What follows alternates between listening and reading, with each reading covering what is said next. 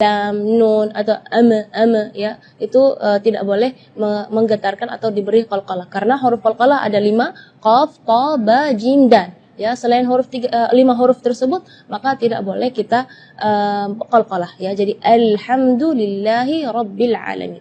Terus ayat berikutnya Ar-Rahmanir Rahim, sama seperti surat di basmalah tadi, tidak boleh lebih madnya dari 2 harakat. Ar-Rahmanir Rahim itu tidak boleh. Ar-Rahmanir Rahim.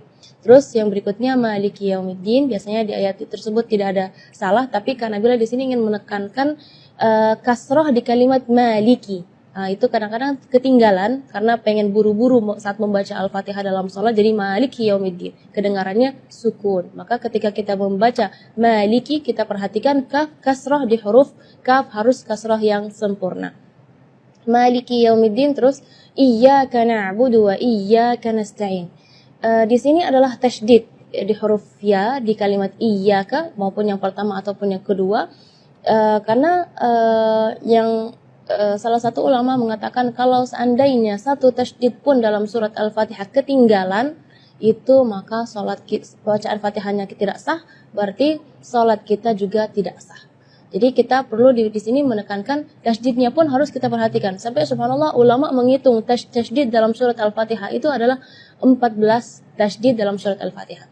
Iyyaka, jadi tekanan iya dengan iyyaka. Kalau iyyaka berarti tidak ada tasydidnya. Jadi iyyaka na'budu wa iyyaka nasta'in. Setelahnya adalah ayat ihdinas siratal mustaqim. Di sini makhraj huruf H yang ingin Kak Nabila tekankan, karena biasanya kalau kita mendengar imam-imam, janganpun imam-imam, mungkin kita sendiri ya ketika membaca ihdinas siratal mustaqim, baca H-nya keluarnya dari dada.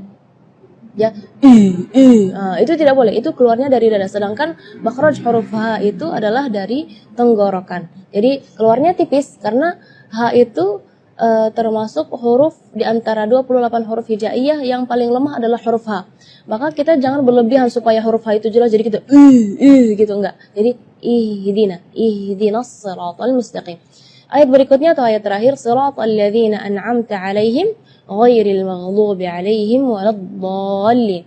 Di ayat ini yang pertama di makhraj huruf ghain ya, ghairil maghdubi ya, perlu diperhatikan bukan G, bukan huruf G ya, bukan ga, tapi gha. Jadi kalau ga itu dia makhrajnya dari lidah.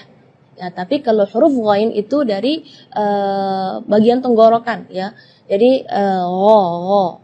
Dan huruf ghain ini memang termasuk huruf yang tidak ada dalam bahasa Indonesia, tapi karena insya Allah muslimah di sini lebih semangat untuk belajar mengaji, jadi harus melafalan huruf ghainnya lebih bagus. Huruf yang terakhir yang perlu diperhatikan di ayat terakhir adalah huruf dhad ya. Huruf dhad itu memang termasuk huruf bagi orang Arab pun sulit untuk dilafal, apalagi orang Indonesia, tapi itu bukan alasan untuk kita tidak belajar memperbaiki makhraj kita. Waladh ya, huruf dhad itu keluarnya dari pinggir lidah maupun yang kanan ataupun yang kiri atau dua-duanya. Dan memang ada yang mengatakan bahwa Rasulullah SAW satu-satunya yang bisa melafalkan huruf dhad dengan baik. Itu bukan berarti kita tidak bisa, maka kita harus berusaha ya untuk melafalan kita, huruf-huruf kita sama seperti Rasulullah SAW. Di kalimat ini juga waladdallin yang perlu diperhatikan adalah madnya juga. Mad di situ kita harus panjang membacanya 6 harakat, karena di situ hukumnya mad lazim kalimi mutsaqqal. Jadi membacanya waladh 6 harakat. Terus setelah waladh di situ ada huruf lam yang ada di atasnya ada tasydid. Itu seringkali ketinggalan waladhdallin. Nah, itu berarti tidak ada tasydidnya. Waladhdallin. Amin. Mudah-mudahan dengan penjelasan yang singkat ini bisa memperbaiki bacaan-bacaan muslimah dan akhwat di sini, dan insya Allah kedepannya bisa lebih bagus lagi untuk bukan hanya untuk diri kita tapi untuk mengajar anak-anak kita supaya baca Fatihahnya lebih baik.